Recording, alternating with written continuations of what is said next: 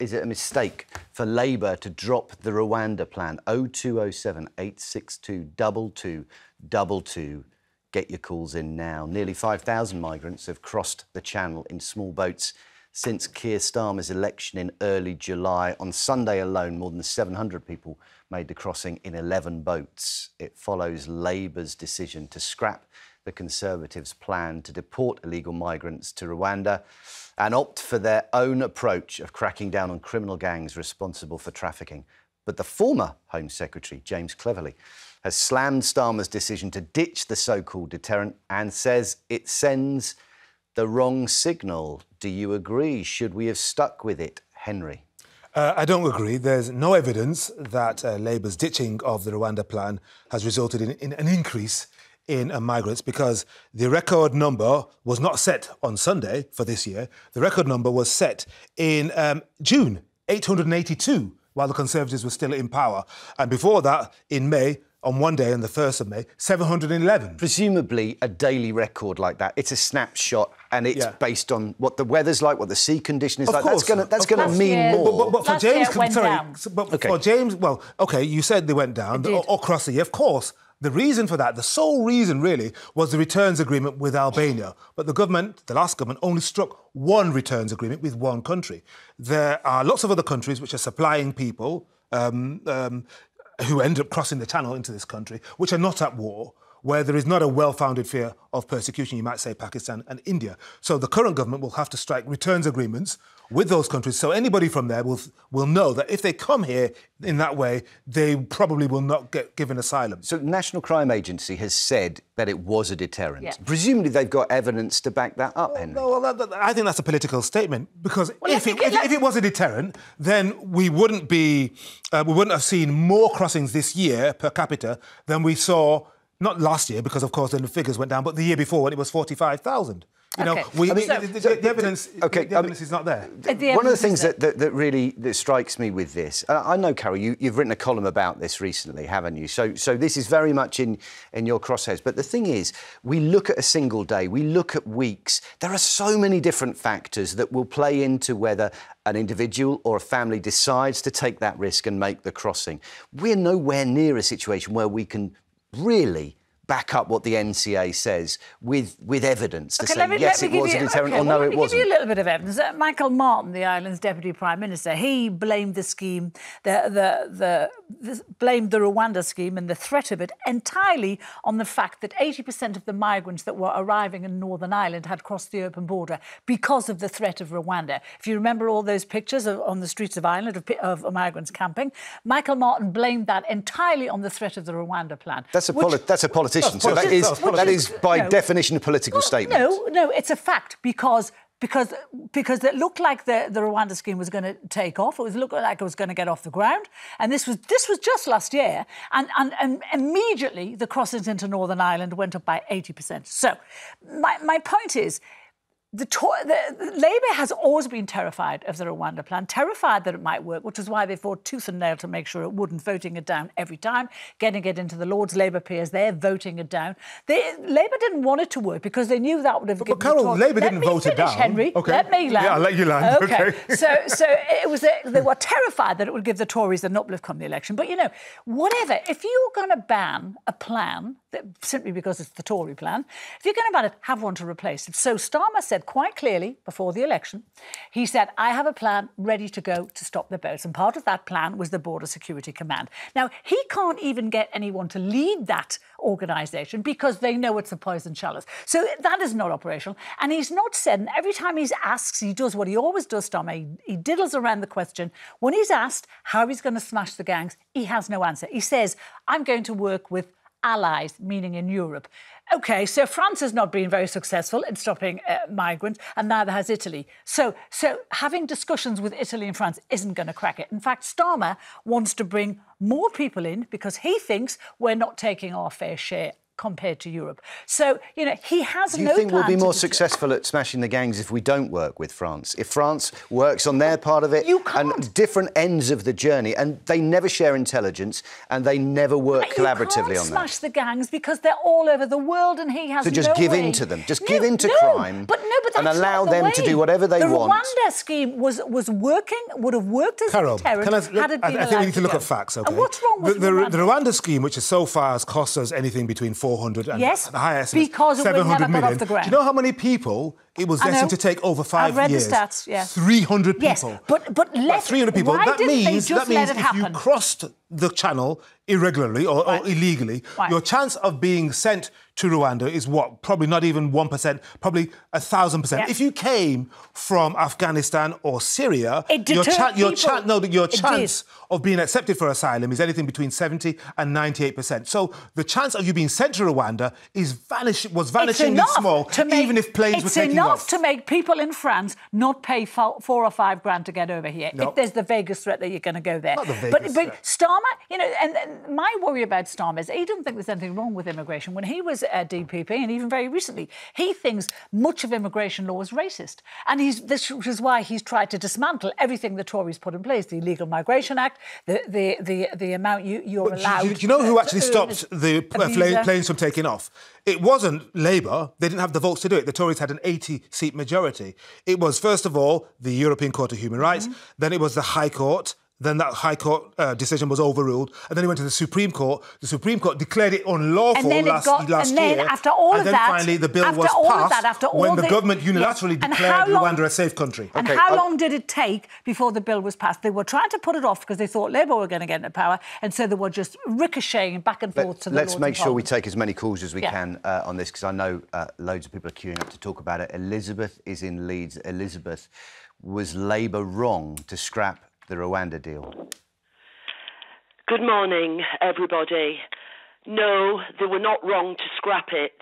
A despicable gimmick costing millions, in which a country was only offering to take a few hundred.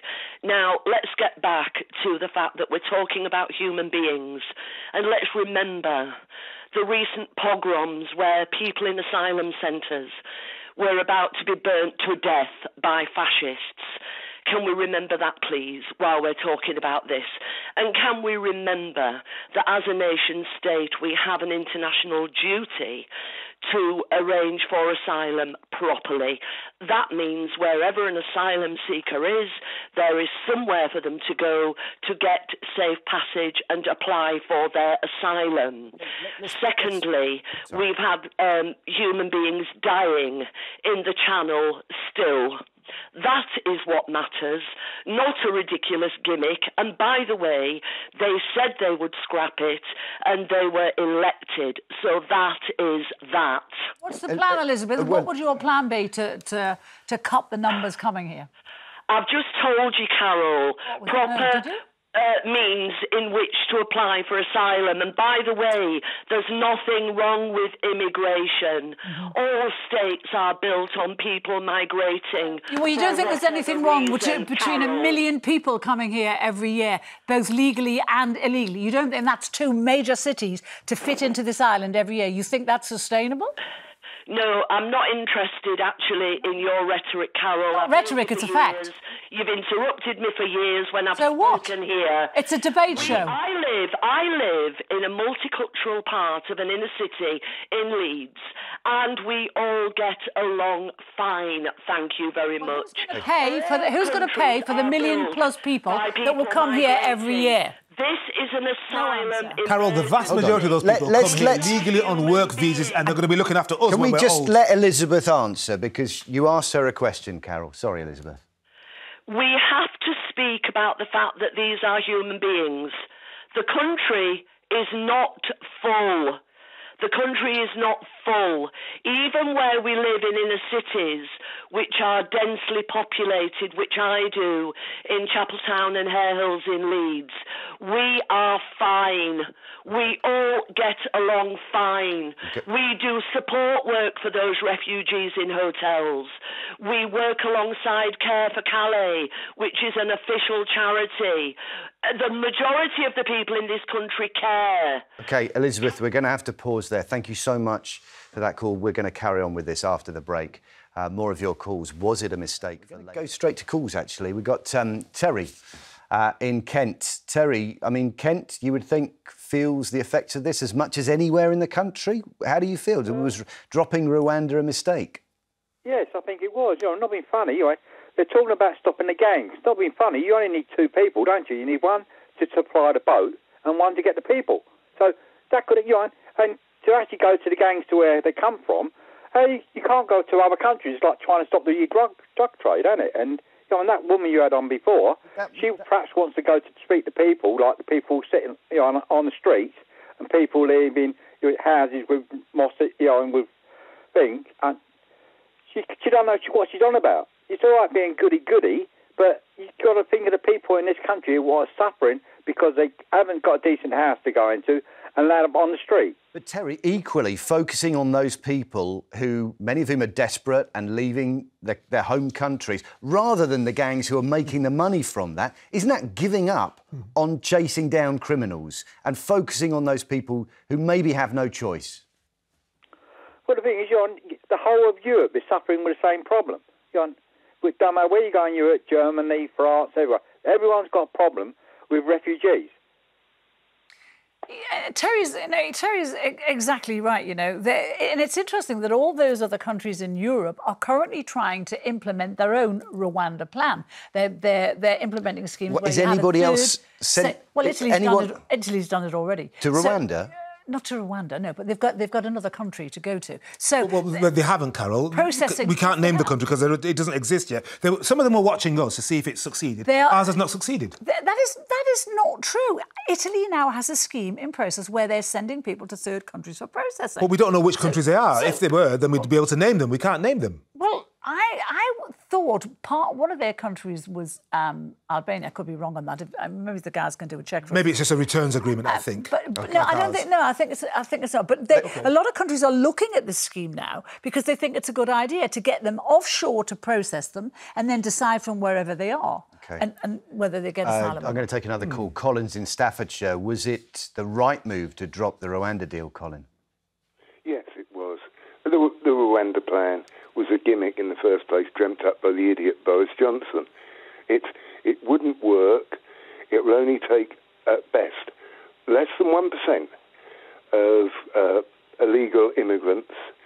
And even then, the Rwandan government had said that then, after 6 months, there would have to be a moratorium for at least 18 months while the Rwandans worked out whether the people had been integrated properly. So it's never going to work. Colin, how much confidence do you have in Keir Starmer and the Labour government to come up with a solution that works? Because, as Carole said, the chap that was supposed to head up the new border force has turned away from it and said, no, I don't want anything to do with it. You would have thought, given how much time Keir Starmer had to prepare this, that he would have got the right guy first time. Yeah, the idea of smashing the gangs is just silly because it's whack-a-mole. Another one would pop up once you smash one. A much better, simpler system, which, in fact, I've said on this show several times, would be to set up safe and legal routes via our embassies in Europe. The one place you would not have a processing department would be in northern France. You'd set it, the nearest would be Paris. So you don't have that choice between fail the process and get in a small boat. That's what you're saying? Yeah, and if they did get in a small boat, if it worked, if the system worked, and I think it worked better than smashing gangs, and if the system worked, then what would happen is you could turn to the French and say, look, you're getting fewer and fewer people, or, clogging up your beaches in northern France. can we come to an agreement that if anybody does come across on a boat, we send them back to you and you just put them on a train to Paris? I mean, that's spreading the load, Carole, across all of Europe. Well, what Colin's saying there sounds very sensible. We have an agreement with France already to return them, and it's not happening. We've been paying them millions for years now, and they're not taking any back. So that's not going to work for a start. But one boat did turn back. I know it's one boat was turned back. That was the other day when they were rescued. June or July. They were not a rescue. I think it was previous to that. A boat actually came out, was sent back to a French coast. That's kind of not enough. Not when you've got 11 in a day coming. So turning one boat back is not enough. OK. I mean, I just think we've got to be tougher about it. We've got half of sub-Saharan Africa who wants to come here because I don't think so. Half of sub-Saharan Africa. Where's the evidence for that? That's not true. Henry, I read and you read. Yes, but I go to Africa. I go to lots of different African countries all the time. But I get why they want to come here because life is better here. Of course it is. But we just can't do that. We can't let everyone who is living in a poverty-stricken country come and live here. We've got to try and help them in their countries. Do you know we're desperate for Nigerian doctors and Botswana and social care workers, whatever, to come to this country? Of the 1 million jobs that have been created since COVID, nearly half of them have been taken up by Indians not the people and coming on the Africans. Boats, though, Henry. Right, I want to take another call if we can. Bianca's in Kent. Bianca, should they have kept the Rwanda deal? Good morning. I don't think the Rwanda plan was a perfect plan, but I do think enough is enough, and I just think whether it's legal or illegal, when you can't get a place for your child at school, at your local school, and I've been waiting 3 years now, and I've had one hospital appointment. I can barely walk. So I can't work, but as you were saying earlier, I'm having to claim benefits. I'd rather be able to walk. We can't keep doing it. You can't just go to Australia on a dinghy and they let you in. Bianca, the situations that you're talking about, and I'm so sorry that you've got that weight and that, your child can't get to the school that you desperately want them to go to. Isn't it too easy to blame that on immigration when actually the problem is with education and is with the health service that's not giving you the services you need? Recently, I went to the local park that had the travelling sort of fairground where I've lived in Kent basically all my life. And honestly, it was 85% non-English people. What? And I actually sat on a bench and cried. How did you know that they weren't English, Bianca? Well, most of them were Muslim. You can be Muslim. You can be Muslim and English, Bianca. And I don't know how you'd know their faith necessarily. Don't take it down this path, because what she tried to say in the beginning was she was talking about the National Health Service. Let's not pretend that 1 million people coming to this country every year, legally or illegally, that our infrastructure can support that, because it can't. And one of the things that suffers is the National Health Service. One of the things that suffers are schools and education. We can't pretend that that's not having an impact. That's 2 cities the size of Nottingham every year coming here, and we're not changing the infrastructure. Carole, there was a record number just after the pandemic. Part of the reason for that is people who were supposed to come in 2019 and 2020 could not come. So as a result, there was a surge. And as for what Bianca's saying, I've been to the Kent coast, and of course, there are lots of people. It's much more diverse than it used to be when I first started going there 10, 15 years ago. A lot of people of Muslim, African, Asian origin, and they're mainly day trippers. Most of them don't even live there. They're from London, they go down for the day and then come back. But if you're uncomfortable with that, well, Britain has changed. Britain has an empire. That's why these people are here. And we called them here to help us after the war. Okay. That's why my parents came here. Henry, thank you so much. Carole, thank you so much. And thank you for all of your calls.